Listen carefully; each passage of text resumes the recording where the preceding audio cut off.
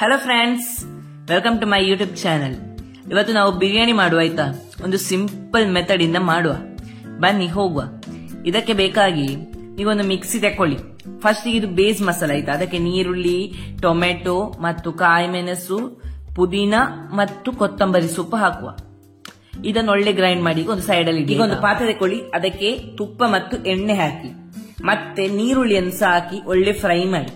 ನೀರುಳ್ಳಿ ಸ್ವಲ್ಪ colour change ಆಗುವಾಗ ಅದಕ್ಕೆ ಕಾಯಿ ಮೆಣಸು ಸಹ ಹಾಕಿ ಇದನ್ನು ಸಹ ಒಳ್ಳೆ ಮಿಕ್ಸ್ ಮಾಡಿ. ಮತ್ತೆ ಅದರೊಟ್ಟಿಗೆ ಶುಂಠಿ ಬೆಳ್ಳುಳ್ಳಿ ಪೇಸ್ಟ್ ಹಾಕುವ. ನಾವು ಈ ಶುಂಠಿ ಬೆಳ್ಳುಳ್ಳಿ ಪೇಸ್ಟ್ ಹಾಕಿ ಒಳ್ಳೆ ಫ್ರೈ ಮಾಡಿ ಸ್ವಲ್ಪ ಹೊತ್ತು, 1 ನಿಮಿಷ ಇಡಿ. ಮತ್ತೆ ಅದಕ್ಕೆ ಟೊಮೆಟೊ ಸಹ ಹಾಕಿ ಒಳ್ಳೆ ಮಿಕ್ಸ್ ಮಾಡುವ. ಟೊಮೆಟೊ ಸ್ಮೂತ್ ಆದ್ಮೇಲೆ ಅದಕ್ಕೆ ನಾವು ಎಂತ ಹಾಕುದು ಅಂತ ಹೇಳಿದ್ರೆ, ಫಸ್ಟ್ ಪೆಪ್ಪರ್ ಪೌಡರ್, ಮತ್ತೆ ಚಿಲ್ಲಿ ಪೌಡರ್, ಮತ್ತೆ ಟರ್ಮರಿಕ್ ಪೌಡರ್, ಮತ್ತೆ ಸಾಲ್ಟ್. ಇದು ನಿಮ್ಮ ರುಚಿಗೆ ಅನುಗುಣವಾಗಿ ಹಾಕಿ. ಮತ್ತೆ ಬಿರಿಯಾನಿ ಮಸಾಲ ಹಾಕುವ. ನಾವಿಲ್ಲಿ ಬೋನ್ ಅವರ ಬಿರಿಯಾನಿ ಮಸಾಲ ಯೂಸ್ ಮಾಡಿದ್ದೇವೆ. ಇದ್ರೊಟ್ಟಿಗೆ ನಾವು ನಮ್ಮ ಮ್ಯಾರಿನೇಟ್ ಮಾಡಿರೋ ಚಿಕನ್ ಅನ್ನು ಸಹ ಹಾಕುವ. ಒಳ್ಳೆ ಮಿಕ್ಸ್ ಮಾಡಿ ಆಯ್ತಾ.